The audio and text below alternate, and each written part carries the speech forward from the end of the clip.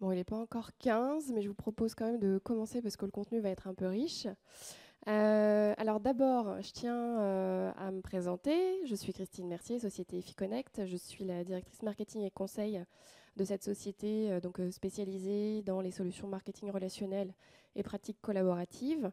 Je devais être accompagnée de Philippe Sorel, le PDG de l'entreprise. Malheureusement, il a dû avoir une obligation à Paris puisqu'il soutenait ce matin auprès de Volkswagen sur leur stratégie data et marketing local. Donc voilà, il s'excuse vraiment. Donc je vais assurer bien entendu la conférence seule. Et on va commencer dès maintenant. Je ne sais pas si on ferme peut-être la porte. C'est possible, super, merci.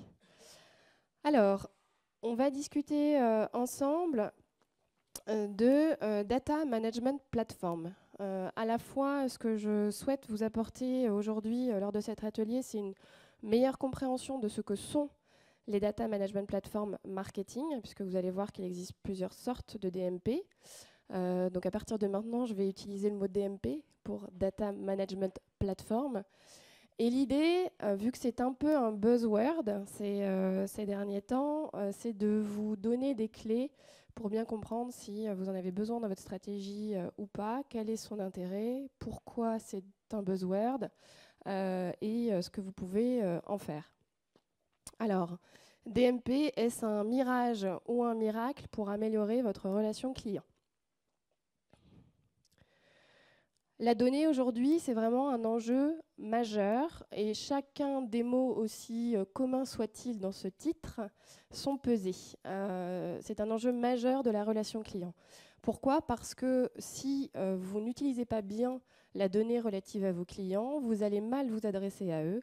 Et aujourd'hui, le client, il boude quand il n'est pas bien considéré et qu'il a l'impression qu'on ne le connaît pas. Donc, dans toutes les entreprises, il y a un tas de données, certainement silotées, mais qui permettent d'avoir une meilleure compréhension, enfin une meilleure connaissance de chacun des clients pour derrière mettre en action des pratiques commerciales ou marketing, puisque c'est l'objet de ce dont on va parler aujourd'hui, qui vont être plus fines et plus personnalisées auprès de chaque client. Aujourd'hui, on a, alors c'est un chiffre qui tourne depuis 2015 déjà, mais mes amis de Datamaniac ne me démentiront pas puisque c'est un chiffre qu'ils disent régulièrement, qu'ils utilisent régulièrement. 90% des données en entreprise ne sont pas ou peu ou mal utilisées et il y a un gros boulot à faire pour chacun pour améliorer l'usage de la data. La data, elle porte, donc je disais, des enjeux impactants vraiment le marketing et la relation client. On s'est doté chez EFIConnect en début de cette année d'une étude diffusée par la société Marques, qui est un institut d'études spécialisé sur les solutions numériques à Paris. Cette étude portait sur des prospectives d'utilisation des DMP dans les entreprises à horizon 2018. Donc, je vais vous délivrer aujourd'hui quelques éléments relatifs à cette étude. Les décideurs, concernant les enjeux impactant le marketing et la relation client, les décideurs interrogés lors de cette étude, à 48%, ont déclaré que l'un de leurs gros enjeux aujourd'hui, c'était un manque de synchronisation des données de différents canaux. Donc différentes sources, pas synchronisées, silotées, qu'on n'arrive pas à agréger entre elles pour avoir une meilleure connaissance client. Voilà, donc justement, deuxième enjeu, une connaissance client insuffisante pour interagir de manière cohérente. Or, je vous l'ai dit en préambule, c'est essentiel aujourd'hui pour avoir une relation client acceptable. Et un problème de silo de données qui est un vrai enjeu dans les entreprises. Il y a des données à la direction financière, autour de la facturation, etc. Il y a des données au marketing, il y a des données chez les sales, il y a des données au service client, il y a des données, pourquoi pas, aux produits, autour de chacun des clients. Et on n'en a pas tout ça n'est pas rassemblé à un endroit pour l'utiliser avec pertinence au bénéfice d'une meilleure relation client. Et ces données, elles sont d'autant plus silotées aujourd'hui qu'on a vraiment une fragmentation des points de contact des clients qui nous laissent un petit peu d'infos sur les médias, dans le search, sur notre site internet, via des formulaires, au call center, sur les réseaux sociaux, sur le mobile, les objets connectés, en magasin, en agence. Et il y a de nombreuses incohérences qu'on observe dans les prises de parole tout au long du parcours client. Les données sont de fait aussi de plus en plus hétérogènes. Donc avec tout ça, clairement, le traitement se complexifie de ces données. On a autant des données déclaratives que des données transactionnelles, que des données comportementales, ou on peut aussi avoir des données chez des prestataires, des partenaires commerciaux qui peuvent nous donner un certain nombre d'infos sur nos clients. Donc, intégrer une bonne connaissance de ses clients, c'est vraiment un grand défi à relever pour les entreprises, à la fois pour améliorer la performance de votre marketing et de votre communication multicanale via le ciblage que vous pouvez faire, mais aussi des messages personnalisés. Apporter une meilleure expérience au client, lui proposer une meilleure continuité dans les messages que vous lui délivrez d'un canal à l'autre, et puis aussi mieux piloter la performance globale de vos actions on et offline.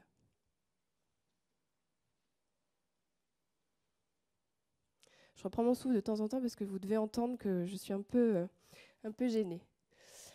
Il y a un réel besoin aujourd'hui donc de coupler tous les outils de gestion de la relation client dans un même réceptacle, j'ai envie de dire.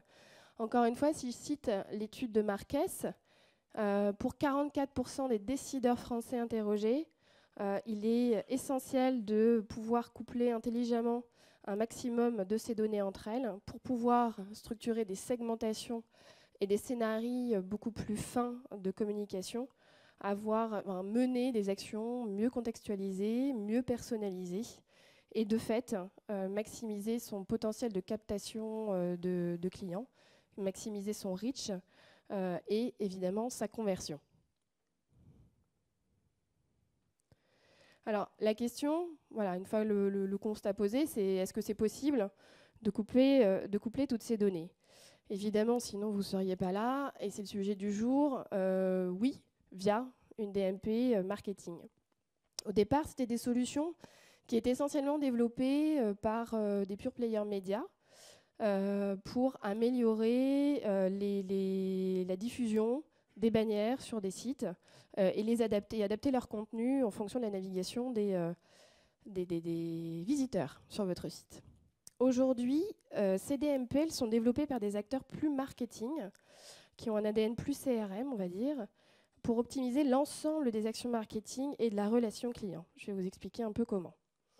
Et ça, c'était une promesse très forte, presque un miracle. Les DMP ont été utilisés depuis 4-5 ans par les grands groupes, par les grands comptes, et elles ont lancé des projets d'envergure pour pouvoir améliorer leur performance marketing en pouvant exclure des clients non pertinents de leur base, optimiser des actions en fonction des segments, mieux gérer la pression marketing, personnaliser évidemment les messages, modéliser des segments de clientèle qu'on appelle des lookalikes similaires à des segments existants, mener donc une stratégie CRM sur mesure avec des segments dynamiques basés sur du comportemental, etc., piloter sur l'omnicanal.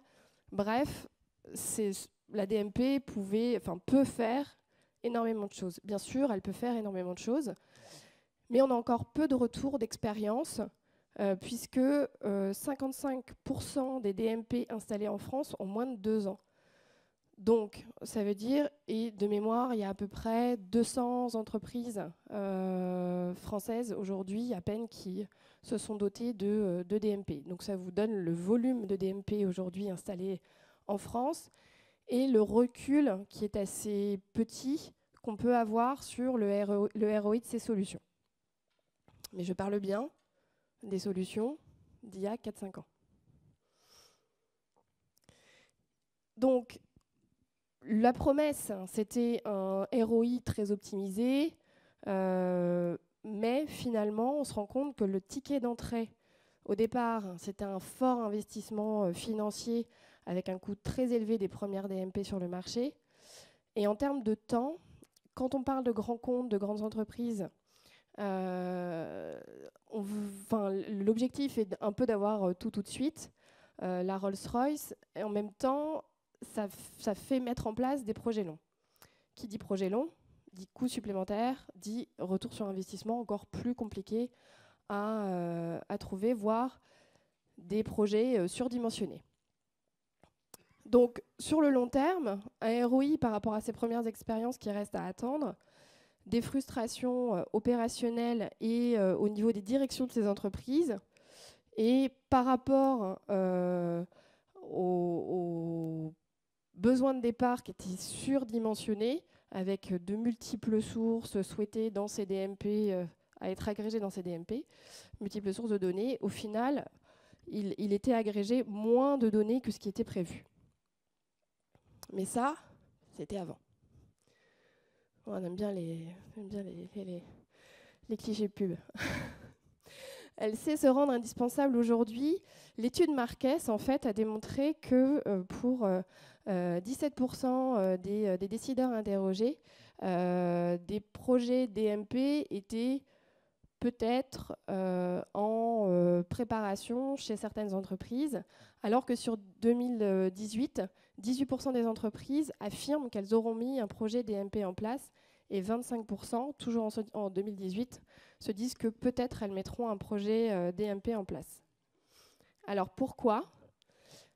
Tout simplement parce que les technologies ont évolué, elles se sont démocratisées, je vais vous en parler après, et qu'aujourd'hui, il y a un tel besoin, comme je vous le disais en introduction, de consolider ces données, de mieux connaître ses clients, que voilà, les entreprises, de plus en plus, et peut-être vous en faites partie, se donnent pour projet de mettre en place des DMP.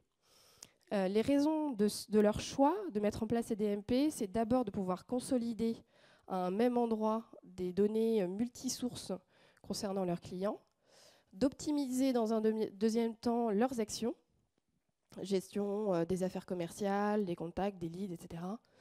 Et puis en troisième point, de mieux connaître leurs clients. Et ça, ce sont les raisons de choix évoquées par 60% des décideurs interrogés, toujours dans cette étude. Alors une DMP, comment ça marche? Ça va jusque-là? Une DMP, c'est donc, je vais vous dire un mot un peu moche, mais c'est pas grave, un réceptacle de toutes les données clients qui va, de manière intelligente, agréger toutes ces sources de données, les réconcilier dans le sens où, je vais vous en parler un petit peu après, on va pouvoir faire matcher différentes données sur la fiche de Juliette, par exemple, Mercier, on va pouvoir agréger différents types de données autour de son email, puis de son téléphone, puis de son identifiant compte clé, depuis toutes ces sources dont je vais vous reparler après. La DMP qualifie, c'est-à-dire qu'elle enrichit, elle segmente, puisqu'on aura programmé dans l'outil, ce sont bien donc des solutions, des plateformes en mode SaaS pour la plupart. On va pouvoir mettre en place des modèles de segments. Et après, en sortie, pouvoir brancher cette DMP à des outils de diffusion, d'email, de marketing automation, des call centers aussi, c'est-à-dire qu'on peut imaginer avoir un segment qui soit un segment prospect chaud à rappeler parce que pour plein d'interactions, pour plein de raisons liées aux interactions qu'un client, que Juliette par exemple, dont je parlais tout à l'heure, aura mené sur ces différentes sources, l'emmèneront dans un segment défini de prospect chaud à rappeler par le call center, et le call center va non seulement ne va plus avoir qu'une fiche, oserais-je dire, de CRM, mais une fiche complétée de toutes ces données amont. Et donc là, je vais y venir. Les données amont, c'est quoi? Vous connaissez les CRM, vous savez tout ce qu'on peut faire dedans, tout ce qu'on peut mettre dedans aussi. On peut connecter les formulaires web au CRM pour les faire remonter. Certaines fois, on peut faire remonter des données liées par exemple à de la facturation, ce genre de choses. Mais ça nécessite à chaque fois un développement, un branchement d'API compliqué sur lesquels les éditeurs essayent d'aider autant qu'ils peuvent, mais n'ont pas toutes les compétences pour aller chercher l'ensemble de ces données. Donc, la DMP, elle, quel que soit le format des données, quelles que soient les colonnes, je veux dire, de champs que vous avez dans ces données, quel que soit le système de remontée des données, est-ce que c'est un fichier à plat via serveur, est-ce que c'est via une API, quelles que soient les sources de ces données, est-ce que ce sont des données de CRM, du site internet, d'objets connectés, de cartes de fidélité, de solutions de facturation, d'applications, de campagnes, etc., va être capable de tout agréger au même endroit sur un même contact. Vous allez avoir tout l'historique qui va s'enrichir automatiquement, tout seul, au fur et à mesure des jours, voire en temps réel, si c'est ce que vous souhaitez pour votre DMP. Donc je vous parlais des données multisources pour vous faire comprendre un peu tout ce qu'on peut agréger dans une DMP. Il y a différents types de données. Il y a les données qu'on appelle les first party data, donc qui sont des données dont vous êtes propriétaire dans votre CRM, dans votre ERP, les données de votre site, les données de vos campagnes, etc. Donc tout ce que vous voyez là. Vous avez les second party data, qui sont des données un peu moins courantes parce qu'elles sont des données issues de partenaires commerciaux. En général, ça nécessite un accord préalable avec ces partenaires pour qu'ils puissent vous donner de la donnée. La donnée devient de l'or. C'est de plus en plus compliqué de mettre en place ce type de partenariat. Néanmoins, tentez-le. Et puis, ce qu'on appelle les third-party data, qui sont des données de tiers spécialisés, qui sont là des données que vous allez potentiellement acheter ou louer même pour pouvoir par des biais d'action marketing les récupérer, qui sont des fichiers qualifiés payants de brokers, de sites, de régie pub, etc. Alors, tout petit peu de technique. Je ne suis pas technicienne, donc je ne vais pas rentrer trop dans la technique, mais c'est pour vous redire un petit peu, même si je l'ai dit tout à l'heure, comment fonctionne une DMP, comment elle fait pour traiter toutes ces sources de données. Donc, elle agrège, en fait, elle va chercher toutes les sources de données, quel que soit leur format, leur nombre de champs, le nom des champs, etc.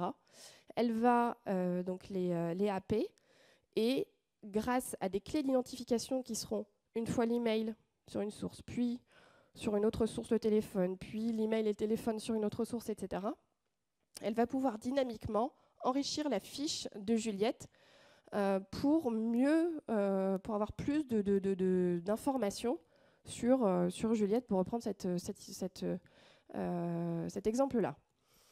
Donc, elle va unifier, dédupliquer la donnée, évidemment, l'enrichir au fur et à mesure des sources qui arrivent, la mettre à jour hebdomadairement, quotidiennement, en temps réel, en fonction de votre besoin. Et elle va segmenter en fonction des segments qu'on aura prédéfinis via des ateliers marketing qu'on aura effectués. Donc définir des segments pour ensuite leur donner des scores, et ces scores vont permettre de mener des actions commerciales et marketing avec des fiches contacts beaucoup plus fines et avec beaucoup plus d'informations. Bien sûr, je précise, à partir du moment où les contacts sont opt-in. Enfin, ça dépend des secteurs d'activité, mais si on est en B2B ou B2C, etc. Quel DMP me faut-il ? Alors, je vous disais, il existe aujourd'hui différents types de DMP. Moi, aujourd'hui, je vous parle essentiellement des DMP marketing, qui sont des collectes, sont des solutions donc, en mode SaaS, qui vont collecter toutes les données clients multisources, c'est ce que je viens de vous expliquer, pour affiner la connaissance client et la délivrer aux outils marketing et commerciaux. Là, ça vous synthétise tout ce que je viens de vous dire. Ça va ? Ouais ? Bon. Les DMP médias, elles collectent plutôt les données de navigation web pour optimiser vos achats de campagnes, enfin de bannières, ce qu'on appelle le display, et qu'elles gèrent en programmatique. Alors là, on va plutôt être sur de la donnée autour de l'IP, des cookies, ce que ne va pas nécessairement faire la DMP marketing. Mais ça, on pourra en reparler. Il y a des choses, il y a des conditions qui peuvent faire que la DMP marketing va chercher les données de navigation. Ou on peut aller sur une DMP globale, si on s'appelle, je ne sais pas, qui. Allez, donnez-moi un nom, un grand compte du retail ou peut-être pas dire Amazon, mais voilà, vous le voyez en bas, voilà, ça permet de collecter toutes les données marketing et médias, les flux logistiques, d'approvisionnement, d'achat, Amazon par exemple. Donc c'est plutôt orienté vers les pure players. Voilà, des grosses machines hyper performantes. Elles sont top, hein, mais faut pouvoir se les payer. Et on peut déjà faire beaucoup avec des DMP, excusez-moi, des DMP plus d'entrée de marché. Alors, panorama des principales DMP du marché. Donc, je vous parlais des DMP médias, il y a Weborama, il y a Mille Merci par exemple, etc. Il y a des DMP aussi adossés à des logiciels marketing type Adobe, Experian, Cabestan, NP6, etc. Et puis vous avez des pure players de la DMP marketing comme Ignition One, XODMP, Lerian, Macasy, ID Contact. Alors c'est évidemment pas exhaustif, puisqu'il y en a plein d'autres, il y a Xeodata, etc., etc. Mais ça vous donne aussi un aperçu de ce qui se fait. Pour que vous sachiez si demain un projet DMP est fait pour vous ou pas, un petit tableau récap très simplifié de ce que vous pouvez envisager en termes de dépenses et de délais de mise en œuvre pour chacun des types de DMP. Une DMP marketing avec quelques sources de données, des flux de mise à jour quotidiens, etc. Donc pas en temps réel. C'est une DMP qui va pouvoir être mise en place en 3 mois et pas en 2 ans, comme c'était le cas sur les projets d'il y a 4 ans dont je vous parlais en introduction. Et on peut envisager une mise en place de la solution technologique à partir de 25 000 €. C'est un slide qui, je pense, intéresse un certain nombre de gens parce qu'à chaque fois, on se demande, mais c'est bien gentil les présentations sur tous ces produits-là, mais combien ça coûte? Donc voilà. Une DMP marketing spécifique avec plutôt du temps réel, donc ça va nécessiter plus de serveurs puisque la donnée va être mise à jour en temps réel, donc il va falloir aller chercher de la capacité serveur. On va mettre plus de 6 mois à la mettre en place et on va plutôt être sur des tickets de 80-100 K. Et une DMP globale, ça va être un projet d'étude d'1 an à partir de 300 000 €. Pardon.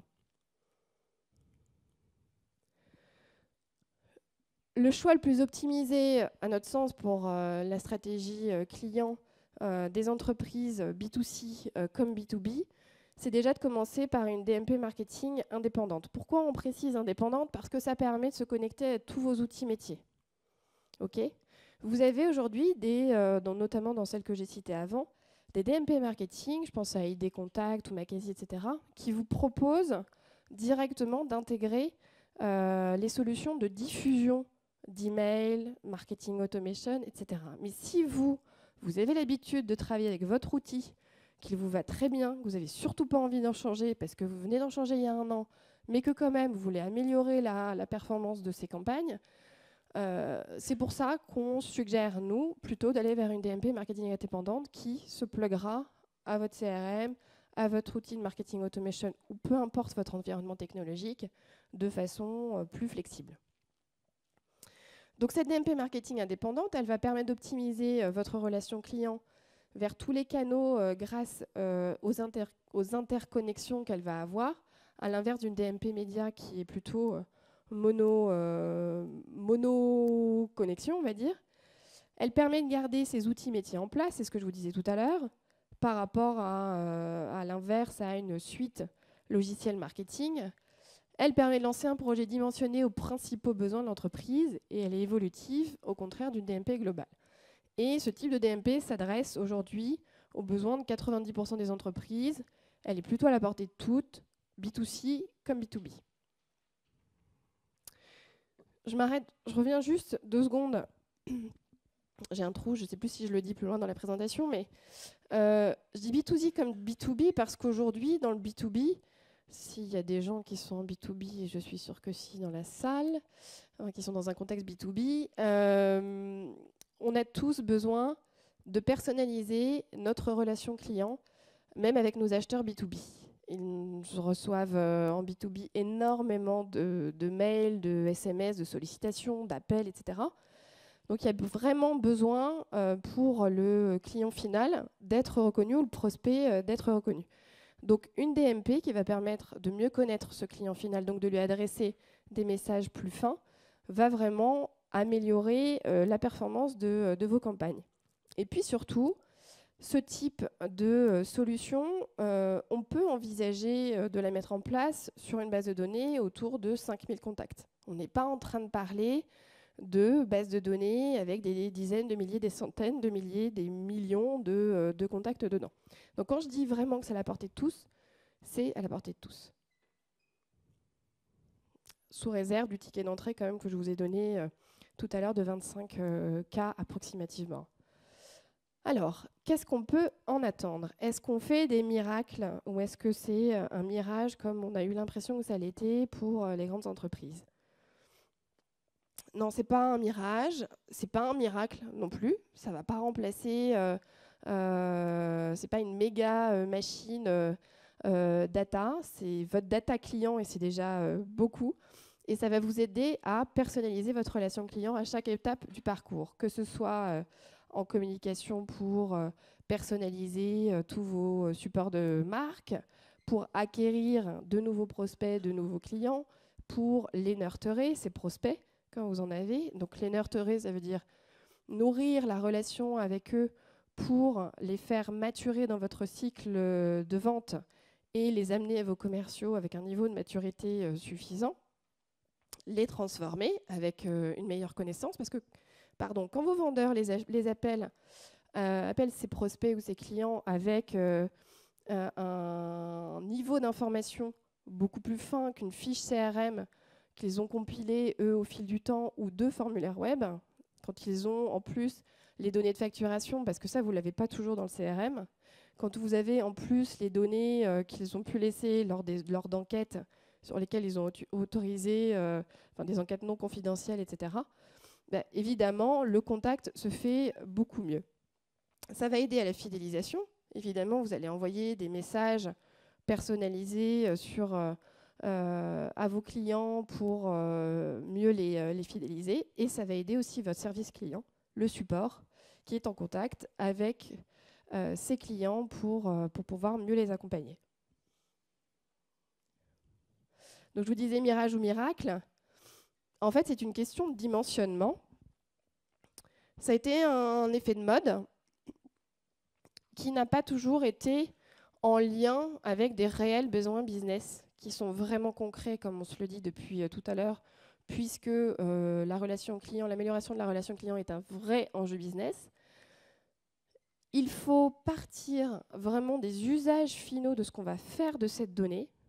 Parce que des fois, on peut se dire, je vais avoir besoin d'une data management platform pour améliorer mon marketing et se rendre compte au final qu'en auditant ces données, on n'en a pas besoin. Parce qu'on a un CRM qui est déjà bien connecté, qu'on peut bien structurer, qu'on peut un peu améliorer sa complétude, sa structuration, sa segmentation, et de là, ne pas partir sur un projet DMP. Il faut accepter, au contraire de ce qu'ont fait les premiers projets DMP, que ce soit du test and learn, on est dans l'itération, on commence, pas gentiment, pas basiquement, mais tranquillement, on met vraiment les priorités d'abord dans la DMP et sur ses usages, et on l'enrichit au fur et à mesure, on la développe au fur et à mesure, puisque c'est pas un objet, enfin c'est pas une solution figée, pour pouvoir du coup derrière mesurer le retour sur investissement.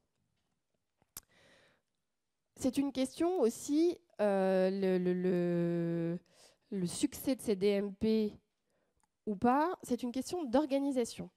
Quand on met en place une DMP, on peut se retrouver devant des problématiques de silos. Donc, il faut pouvoir mettre en action des groupes de travail collaboratifs. Il faut essayer d'avoir arriver à délivrer une culture au sein de l'entreprise qui soit suffisamment digitale ou en tous les cas relation client pour pouvoir le mettre en place. Et il faut un petit niveau de maturité. Là, ça va plutôt être sur les directions marketing, commerce et relations clients et direction générale. Et DSI, à ne pas oublier. Et il faut, voilà, surtout, dans la culture, être customer-centric, donc centré sur ses clients et avoir envie, vraiment dans la stratégie globale de l'entreprise, d'aller vers son client et d'améliorer les échanges qu'on a avec lui. En termes de ressources, ça va aussi potentiellement impacter les ressources avec de nouvelles expertises, puisque, je vous le disais, la DMP, elle va vous permettre de mieux personnaliser, par exemple, vos emailing ou vos flyers, etc. Si vous les faites produire de façon automatisée, il y a des outils qui permettent de personnaliser les support print. Évidemment, il va falloir un peu plus travailler les créas. Il y aura un petit peu plus de choses à analyser et il faudra peut-être une ressource technologique aussi, ou pas. Vous pouvez l'externaliser. Et il faut partir sur des plannings de développement sur du court moyen terme, pas sur du long terme des projets, long terme, sur des projets de 2 ans, et bénéficier plutôt d'agilité, être flexible et de s'autoriser une amélioration continue. On en revient à la démarche itérative dont je vous parlais au départ.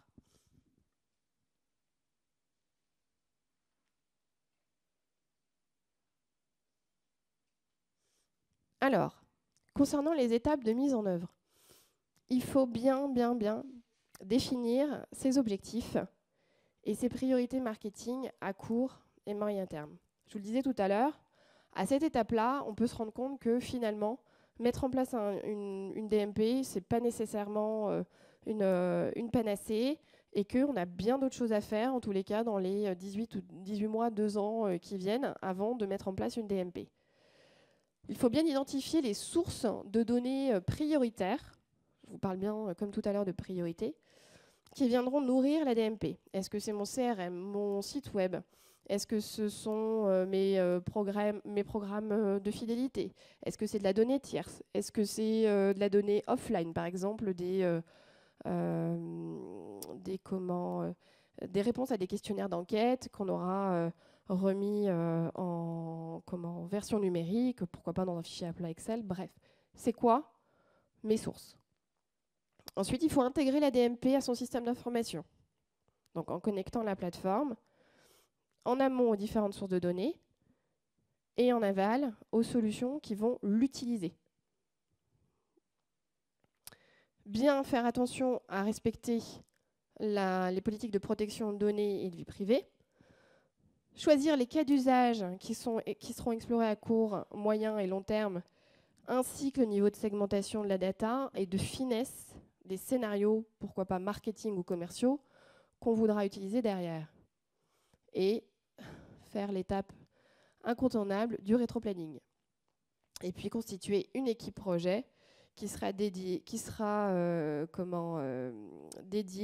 à la mise en place de ce projet et déterminer une matrice des responsabilités. Donc là, sur ce dernier point, on peut aussi, le point 6, le mettre aussi un peu en amont, puisque définir ses objectifs, etc., peut être une étape où on associe plusieurs départements de l'entreprise pour emmener tout le monde au départ et pas se tromper dans l'usage au final et les objectifs, la définition des objectifs de l'outil. Je vous ai dit, on aime bien les clichés. Hein. Donnez-moi, c'est... Ah, vous dormez pas? Yes. Alors, qu'est-ce que ça donne des données qu'on met dans une DMP? Bon, alors, c'est pas toujours hyper sexy. Ça dépend des plateformes. Mais en gros, ça vous permet effectivement d'avoir accès à des fiches contacts, mais aussi de visualiser l'état de votre base, de ses segments, par différents critères que vous aurez définis évidemment au préalable, et d'avoir un macro-reporting, par exemple, sur au niveau de la segmentation, sur les actions, sur la mise à jour des contacts, sur leur profil, etc., etc. Là, c'est un exemple d'une DMP. Il en existe d'autres. Mais surtout, ce que vous allez avoir, ça n'a pas forcément cette forme, mais c'est un peu pour vous faire comprendre concrètement de quelle matière vous en retirez. Les données que vous allez voir dans votre DMP, par exemple sur Nicolas, on aurait pu reprendre Juliette, ce sont celles qui sont encadrées. Vous allez avoir son prénom, son âge, son statut professionnel, son adresse email, son numéro de téléphone, etc., le dernier modèle qu'il a acheté, à quel prix, etc., etc. Vous allez avoir des données autour d'un questionnaire de satisfaction point de vente qui peuvent être très utiles à un éventuel call center qui pourrait rappeler derrière. Vous avez un verbatim call center qui vous dit ce qu'il a dit. Nicolas souhaiterait poursuivre l'entretien de son véhicule s'il bénéficie de bonnes conditions. Il se considère plutôt bon client. Et vous allez avoir du feedback de campagne emailing. Il a cliqué sur l'emailing les week-ends occasion Audi. Et il a rempli un formulaire sur le site web événementiel. J'aimerais bien avoir des renseignements sur une Audi occasion, millésime 2012, 14 000 € à peu près. Si vous n'avez pas toutes ces données, si vous vous arrêtez là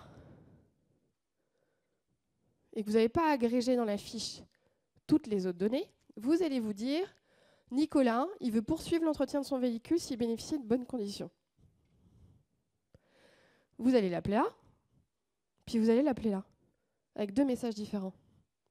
Parce que vous allez vous dire, il veut des bonnes conditions pour entretenir son véhicule, donc je vais l'appeler, je vais lui envoyer un email, et je vais lui proposer de meilleures conditions. Mais là, vous savez qu'en fait, il veut changer de véhicule. Peut-être. Donc, ça vous permet, c'est juste pour vous dire, c'est un exemple, pour en avoir plein d'autres, mais c'est juste pour vous dire la puissance de cet outil qui vous permet vraiment d'avoir différentes informations et avec alors on ne l'a pas partout, mais les dates, c'est surtout important, les dates de ces informations pour que vous voyez quelle est la dernière information la plus pertinente. OK ? Donc je vais vous proposer vous montrer quelques cas clients concernant la DMP. Pas forcément en paramétrage. Je ne vais pas pouvoir vous donner les noms des entreprises puisque c'est confidentiel, mais que vous puissiez voir un peu ce qu'on peut en tirer dans les grandes lignes. Alors, dans ce cas-là, on est dans le cas d'une entreprise B2B du secteur de la grande distribution. Elle a une mise à jour hebdomadaire de 450 000 données clients qui sont utilisées par 148 magasins pour réaliser du marketing local en fonction du contexte de chaque magasin. Là, pour vous dire simplement, à Marseille, quand il fait beau, on ne vend pas les bonnets, je fais des clichés, mais à Lille, quand il fait 5 degrés au mois d'octobre, par exemple. Donc, on n'envoie pas les mêmes messages. On va pouvoir, du coup, dimensionner la DMP qui va structurer des segments prédéfinis. Et derrière, on va pouvoir plugger une solution de diffusion multicanal pour pouvoir mener des actions personnalisées selon des critères d'identité métier, zone de chalandise, des critères transactionnels. Est-ce que c'est un client actif, inactif? Est-ce que c'est un prospect? Est-ce que c'est un suspect? Quels sont ces critères comportementaux? Est-ce qu'il y a du feedback sur les campagnes, etc., etc. Là, c'est plutôt un cas d'usage. En termes de résultats, on va regarder un cas client plutôt sur le suivi commercial. Une entreprise B2B, vous voyez, je vous donne finalement des exemples B2B, dans le secteur de l'énergie. Alors, eux, ils sont sur un paramétrage. Leur problématique, c'est de vraiment pouvoir gérer dynamiquement les données clients. Ils ont 54 200 contacts.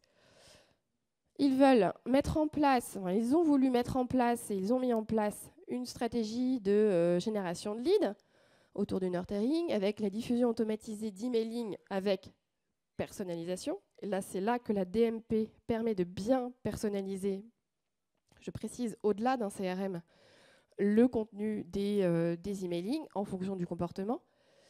900 000 emailing ont été diffusés au total sur une certaine période. Des remontées de projets ont été détectées auprès de la direction commerciale. Résultat, 20% de projets détectés, soit 10 840 contacts téléphoniques aboutis avec un taux de conversion de 5% de demandes de rendez-vous ou de devis. Quand vous voyez les taux de conversion qu'on obtient sur des campagnes d'emailing classiques, là, pour avoir plugué, pour avoir branché une DMP avec un niveau d'information fine sur les contacts en amont de l'outil d'emailing, et donc d'avoir été en capacité de bien personnaliser ces emailing, on a un taux de conversion bien supérieur, bien supérieur à la moyenne. Autre cas d'une entreprise B2C, secteur carburant, sur la première année.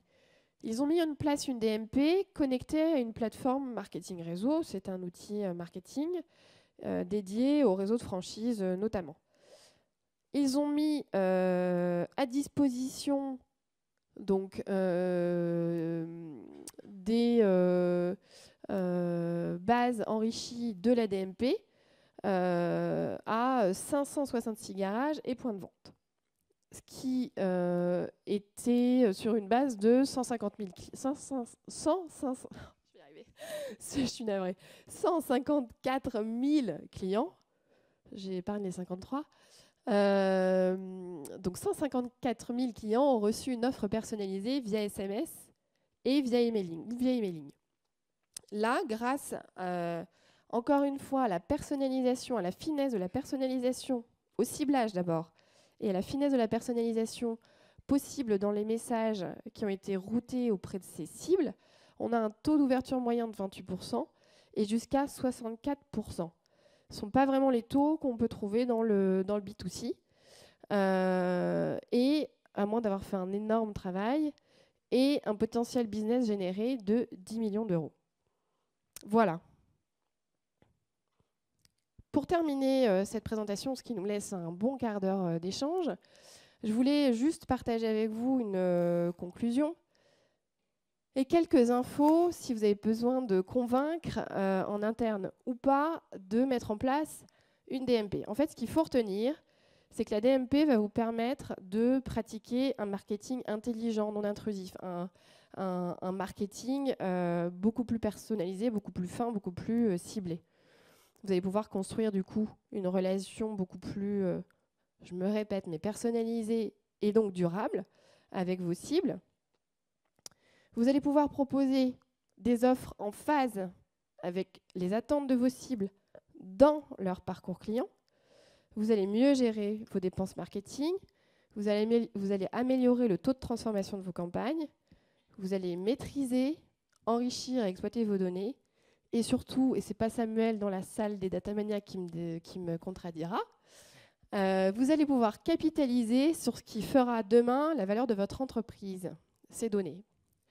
Aujourd'hui, plusieurs courants soulèvent le fait que les données sont un capital important pour la valorisation de votre entreprise demain. Donc voilà, prenez-en soin et utilisez-les bien. Merci à vous et je suis à votre dispo si vous avez des questions. Et je reprends mon souffle.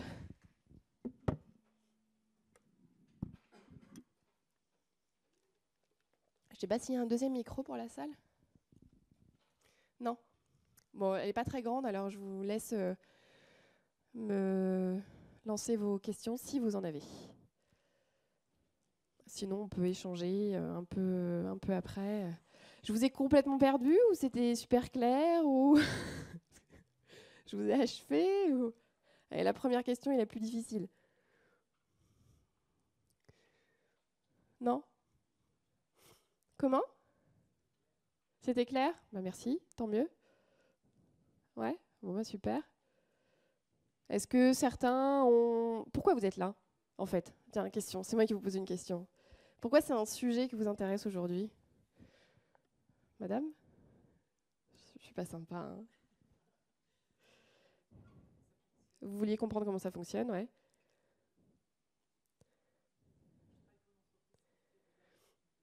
D'accord.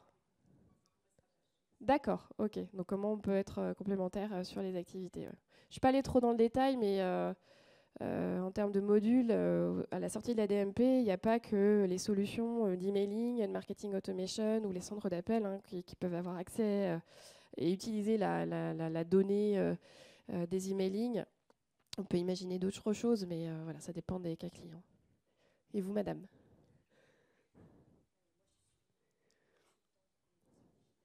D'accord. De mieux comprendre comment fonctionnent les DMP. Et ok, super.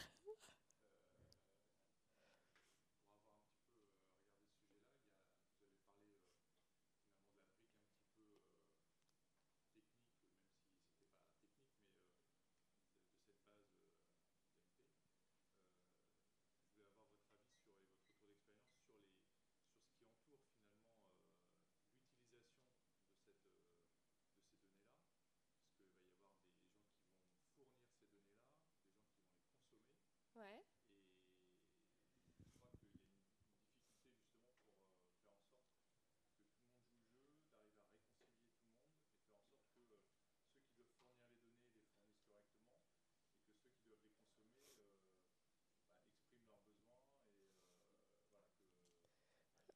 Alors, la question que vous posez, c'est au sein de l'entreprise.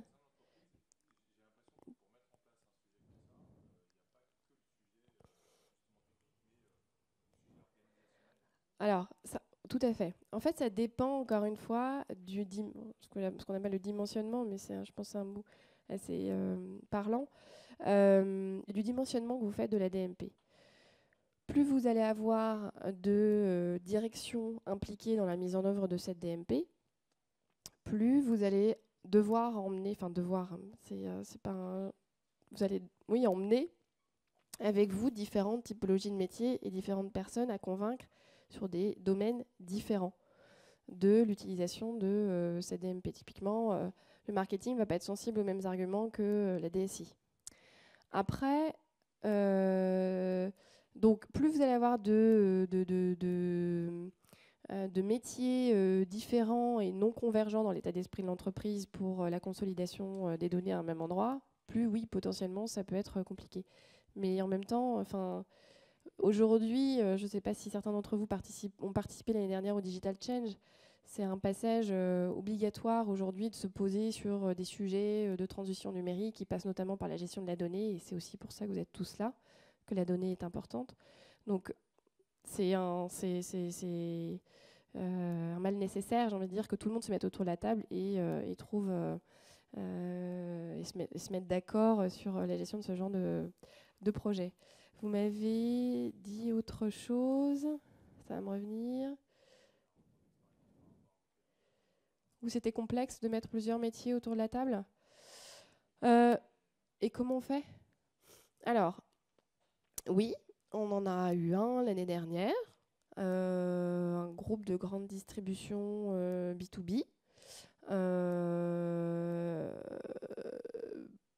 En fait, c'est la méconnaissance de l'outil au départ qui fait, et le manque de compréhension de ce qu'on va en faire en sortie, ou, ou parfois de ce qu'on en fait en entrée, qui peut compliquer les choses. Et là, c'est notre travail de bien faire de la pédagogie auprès de la DSI en lui disant, bah voilà, on va bien faire attention à la donnée, on ne va pas en faire n'importe quoi. Vous pouvez la mettre, c'est votre donnée, elle est dans votre DMP, elle n'appartient à personne d'autre qu'à vous. On n'est pas sur une DMP média de Oracle, ça c'est une parenthèse.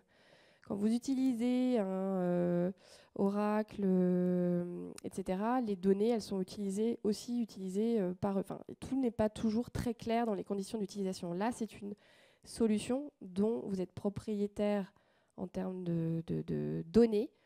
Le développement, évidemment, appartient à la société technologique avec laquelle on travaille, mais vous êtes propriétaire de la donnée. Donc la donnée, elle est à vous. même si elle est hébergée sur des réseaux, des serveurs OVH, par exemple. Donc rassurer là-dessus, rassurer sur le fait que ça ne demandera pas non plus forcément beaucoup de travail supplémentaire à la DSI que de fournir ces données, puisqu'on ne lui demande pas de reformater les données, c'est le boulot que fait la DMP. Si à un endroit, dans une source de données, vous allez avoir le nom d'un contact qui s'appelle nom, à côté ça s'appelle name, à côté, sur une autre source ça s'appelle name, sur une autre source encore ça s'appelle patronyme, j'en sais rien, la DMP va faire le boulot, c'est son boulot de consolider l'ensemble des champs. Donc notre travail à nous, c'est de rassurer la DSI sur le fait qu'elle ne va pas avoir un surcoût de travail, puisque c'est le travail de la technologie. Ensuite, l'idée, c'est justement, à travers ces groupes de travail, que tout le monde se parle bien des objectifs. Et après, on va, oui, aider au travers de ces ateliers de travail à faire en sorte que, par exemple, une DSI fasse un pas vers le marketing ou le commerce qui a besoin de ces outils-là, ou du support client. On va mettre en place un atelier plutôt technique, un atelier plutôt persona, un atelier objectif cible, mais au sens digital du terme. Est-ce qu'on veut aller au final chercher de la transformation numérique, ou est-ce qu'on veut juste récupérer des fiches pour, voilà. Et le fait de réunir, on va proposer plus d'ateliers si on voit qu'au départ, il y a plus de complexité de mettre les gens autour de la table, et de se mettre d'accord. Voilà. Mais c'est là aussi où je disais au point de départ, comme dans toute transformation digitale, il faut un patron. En tout projet, il faut un patron et un leader qui sache emmener en interne aussi. On ne peut pas faire non plus de miracles, mais on aide, évidemment, c'est notre métier.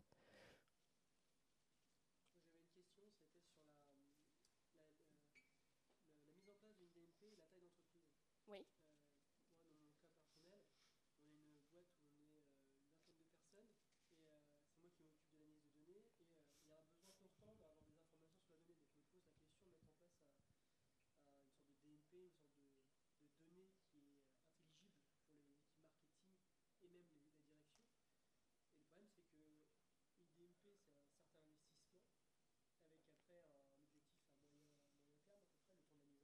Ouais.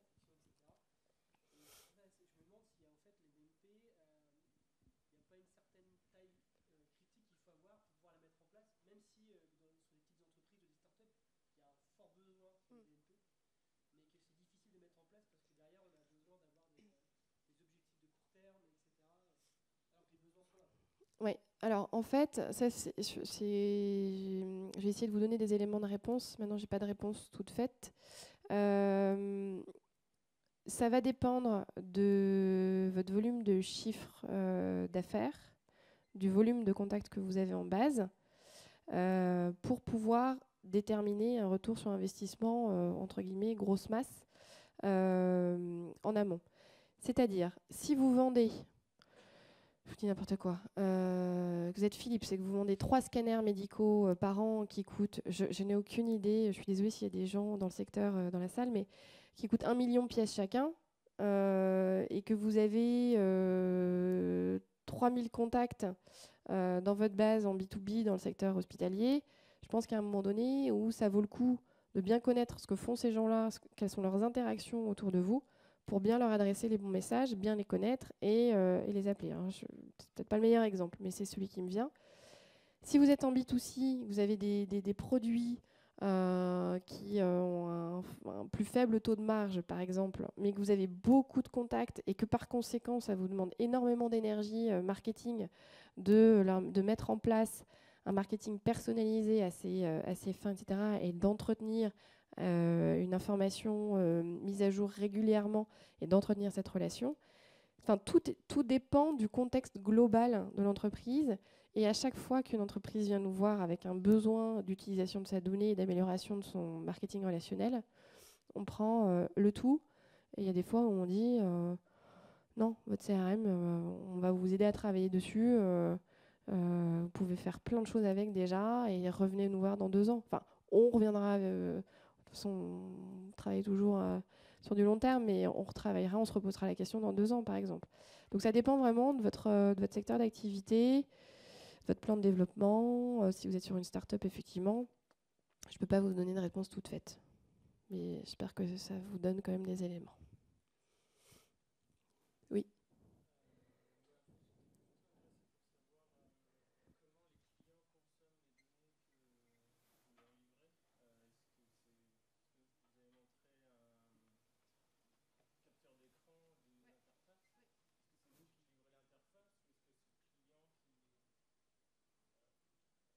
Alors, c'est pas nous qui livrons l'interface, c'est les éditeurs de technologie. Je n'ai peut-être pas été assez claire sur notre métier,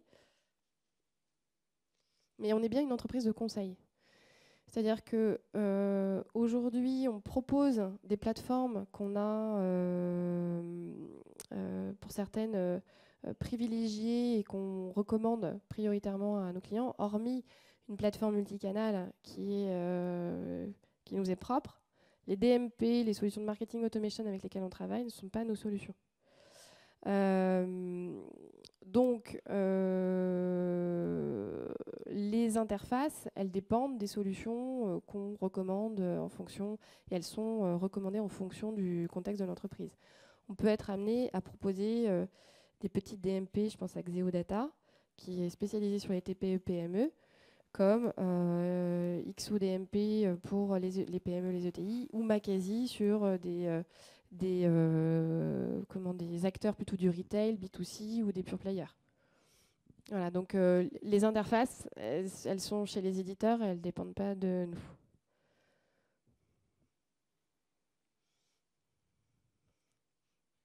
Il reste 5 minutes, encore 5 minutes de questions. C'est bon pour tout le monde alors? Ouais.